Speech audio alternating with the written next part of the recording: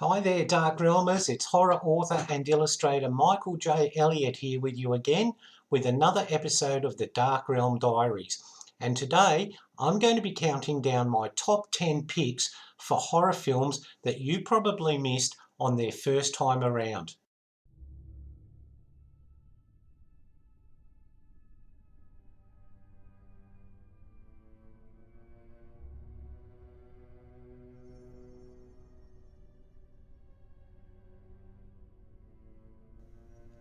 No, not the Nicole Kidman film, The Others. This is called The Other, and it was written by Tom Tyron, based on his book, and it's set in Connecticut in 1935 on a rural farm, and it deals with twin boys, Niles and Holland, and their grandmother. And the first part of the movie is a little bit mystical. You may be scratching your head wondering, but stick with it because there's some secrets that get revealed, and these twins, there's some really scary things that they get up to, and it's also about how the grandmother realizes what's happening. I caught this movie on television way back in the days when I used to sneak up and stay up late and watch the late horror films, and I've only ever seen it once, but it's available on DVD, and the book's still available too, so check it out. It's a really good creepy film.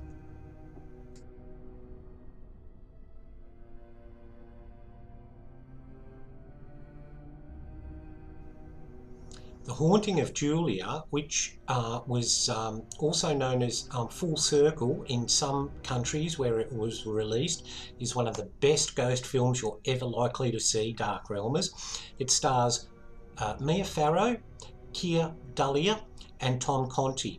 And Mia Farrow plays the character of Julie Lofting, and after the death of her daughter, she leaves her husband and sets up house in Kensington in London.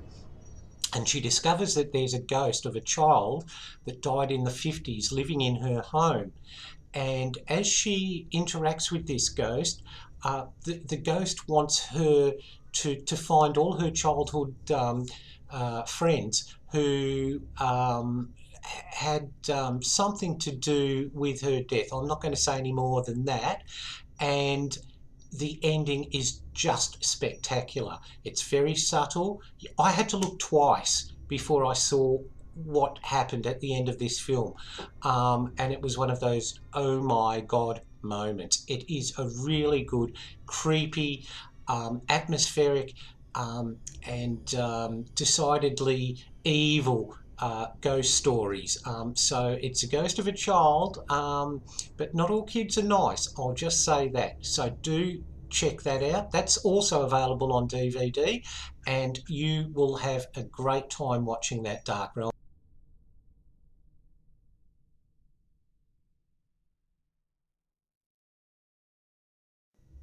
Twisted Nerve is for all the Dark Realmers that love a dark psychological thriller that deals with obsessive people and people who have that dark side to them.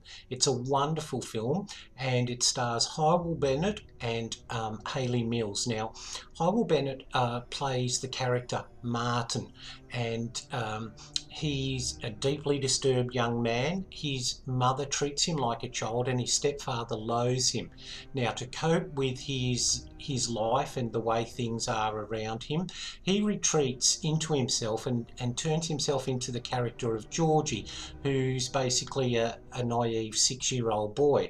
And it's as Georgie he first meets Hayley Mills, who really does believe that he's an adult with the mind of a child. And as the story progresses, he becomes more and more obsessed with Hayley Mills and becoming closer to her. And this involves doing some rather nasty things to his mother and his stepfather. It is a really good psychological thrill. You'll really enjoy this one. You'll be wondering where it's going to. is Hayley Mills going to find out the truth? All those questions you'll be asking yourself with this one, Dark Realmers. And it was made in 1968, but it still holds up really well today.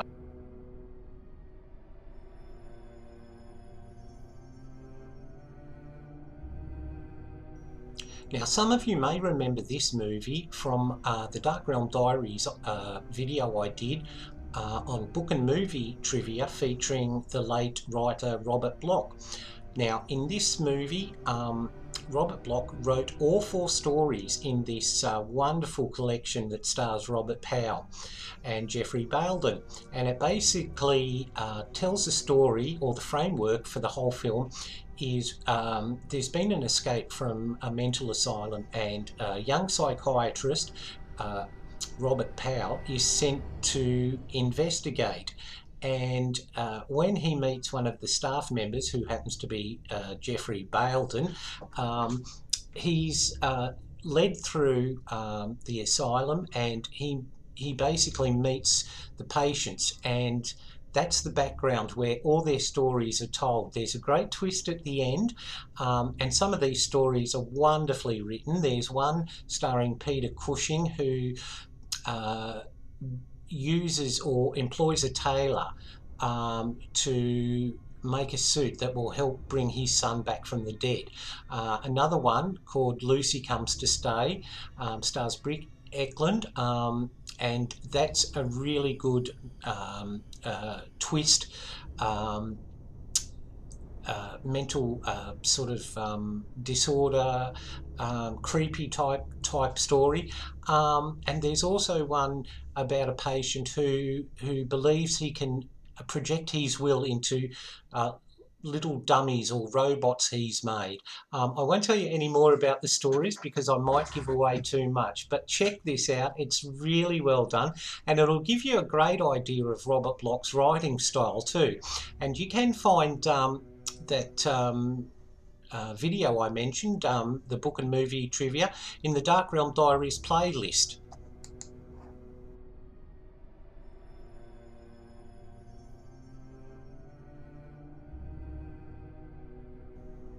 Now, this movie, which was made in 1932, was actually banned for more than 30 years. Can you believe that?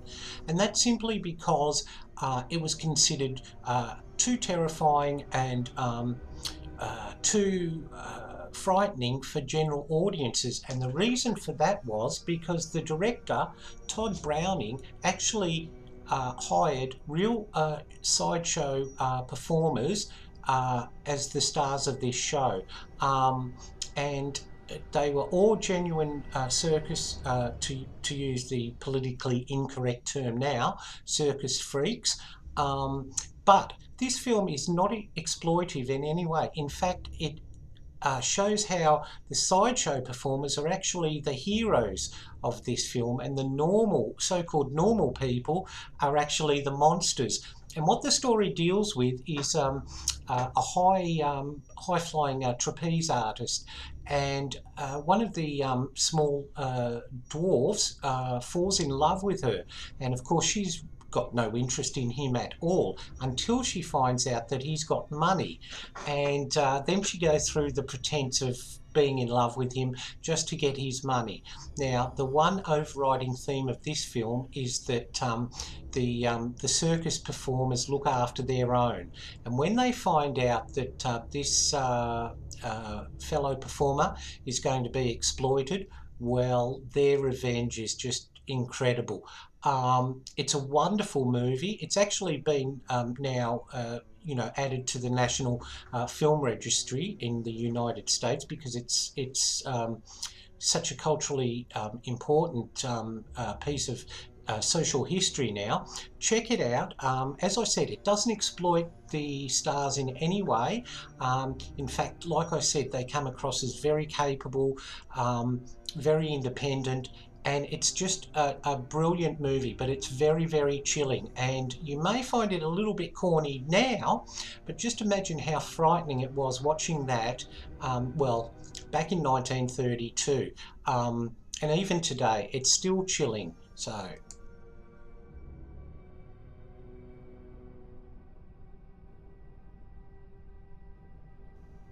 Now this is another one of those wonderful Amicus productions that have a number of stories within the film, and I absolutely adore those sort of movies.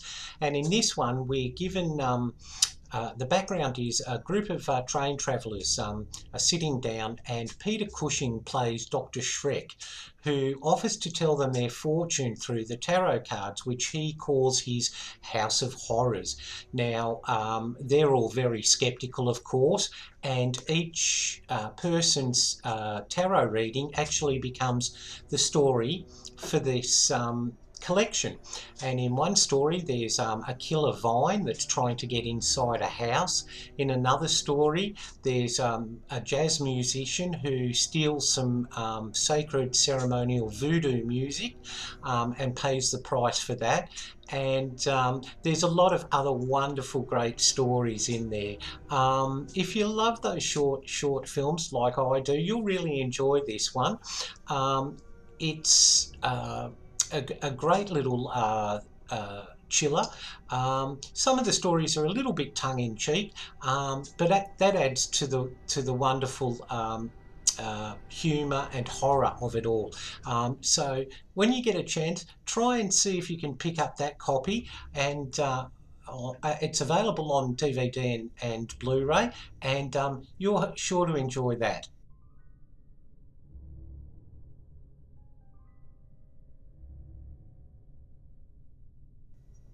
Now, here's one for all the cat lovers out there, or maybe cat haters, depending on which way you look at the movie. The Uncanny is the story of Peter Cushing, who's a writer, and he's basically come up with a theory that he says proves that cats are evil and that they can control us. And he's trying to convince his publisher, played by Ray Milland, to publish his new book, which explains all these theories. And he gives him examples, and those examples are the stories that we get dealing with cats in The Uncanny. Now, in the first story, it's the story of an elderly woman who has lots and lots of cats, and her housekeeper is convinced by her no-good boyfriend to try and knock the old lady off so that they can get her money. But the cats have other ideas. In the second story, a young girl comes to stay with the family after she's left orphaned, and her only reminder of her old life is her cat. And the young girl from the family that she's staying with is particularly nasty, and yeah, doesn't play nice with the cat. Now, look, you know, like the special effects in that second story are really, really cheesy. They're really bad. But hey, we're talking 1977 here, so just forget that for a moment, and just enjoy the story itself, which is really, really well done. And there's a lovely twist at the end here, once again, that wraps up the whole film.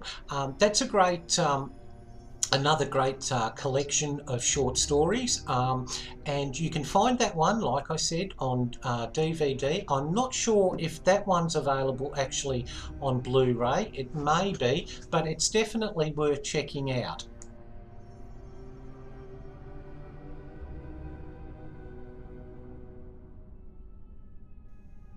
Now this one's played firmly tongue-in-cheek, but there's still enough thrills and chills in this one to creep you out.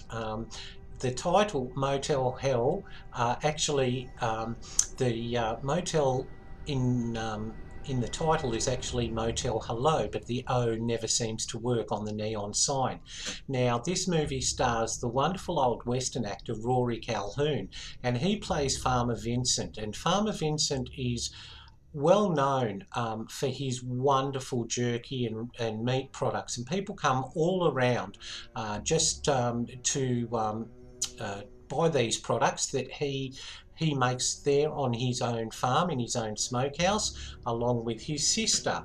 But what the buying public don't realise is that there's a special ingredient in Farmer Vincent's food, and as the caption says, it takes all sorts of critters to make Farmer Vincent's fritters, and one of the key ingredients happens to be people.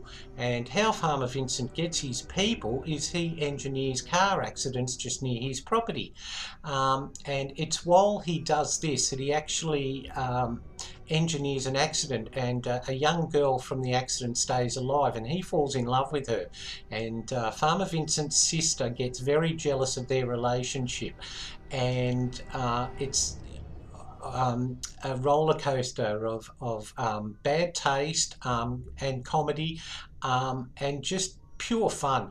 It's a movie you probably haven't seen, but it is now available on DVD. It's part of a DVD that's actually a double collection. So you get two movies for the price of one, and the other movie on there is Deranged, which I've mentioned before, which is the really frightening story of Ed Gein. So check out this. There's enough horror in there, as I said, to make you squeamish, but there's enough there to give you a few laughs too. That's a really good recommendation.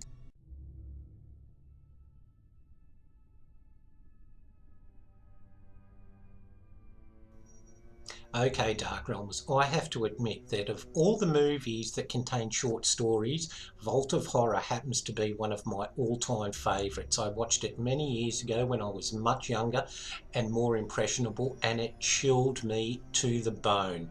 Of course, I look at it now and it's, yeah, a little bit campy, but it's still a good thrill even today. And the overriding theme for the story is a group of people are in an elevator, and they're all going on different floors, but they notice that they're headed for the sub-basement, even though no one in the lift has pressed that. Anyway, they get to the sub-basement and they find that there's a table there with wine. It's almost like a gentleman's club, and they all go and sit there and wonder how they got there, and then they start telling their stories. And in the first story, a brother goes to a village to find his sister, and he murders her so that he can be the sole beneficiary of their father's deceased father's estate. But what he doesn't realise is that where his sister lives is actually the home to a nest of vampires. And the final scene in that particular short story absolutely terrified me. I'm not going to tell you what it is. You'll probably laugh at it now, and even I can laugh at it a little bit. Believe me, when I was younger, it was grossly frightening. Now, in another story, the wonderful late Terry Thomas, who was generally known for his comedies, plays a man who marries a younger woman, and he's an obsessive compulsive neat freak, and she can't do anything neat. And this is where I think they cast Terry Thomas, because he plays a wonderfully beautiful role as that goes between comedy and horror, or you know, dark acting. And Glynis Johns plays his wife in this, and when he keeps berating her and says, "Can't you do anything neatly? Can't you? Can't you?" Glynis Johns loses the plot completely, and I'll leave it for you to see what she does to her husband. Pardon me, Dark Realmers. And in another story, former Doctor Who, Tom Baker, he of the long scarf and the hat, plays an impoverished artist, and he's living in Haiti. And he discovers that even though he's being paid a pittance for his artworks, his agent is actually selling them for huge profits. And the art critics told him that his paintings were worthless. Well, he determined to get his revenge on all those who have wronged him, and so he goes and sees a voodoo priest who tells him he can help him, and he gives him the power that whatever he paints with his painting hand, he can make that into a reality. Now, the revenge he gets on these people that have done him wrong is really frightening and chilling too.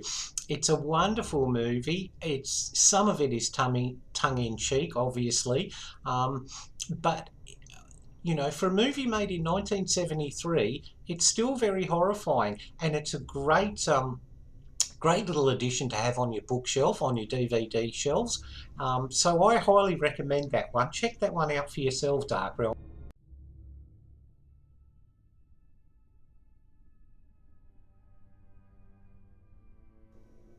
Now, Don't Look Now was based on a Daphne du Maurier short story, and she was also the authors of The Birds. Yes, that's right, Dark Realmers. The very same Alfred Hitchcock film, The Birds, was written by Daphne du Maurier.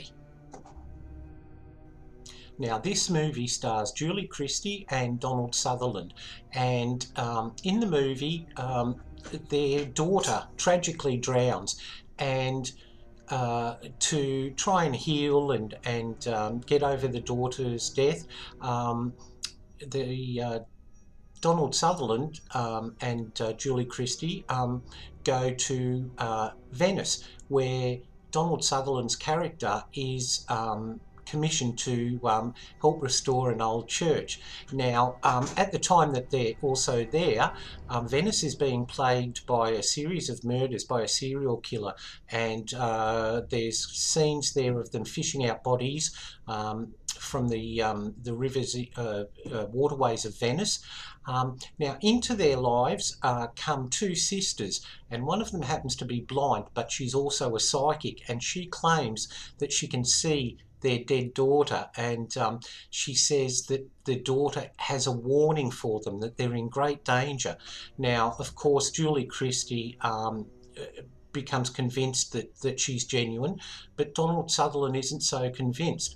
Now, in the movie, the director does a lot of cutting that's fast forward and fast backwards, and it does tend to get people a little confused.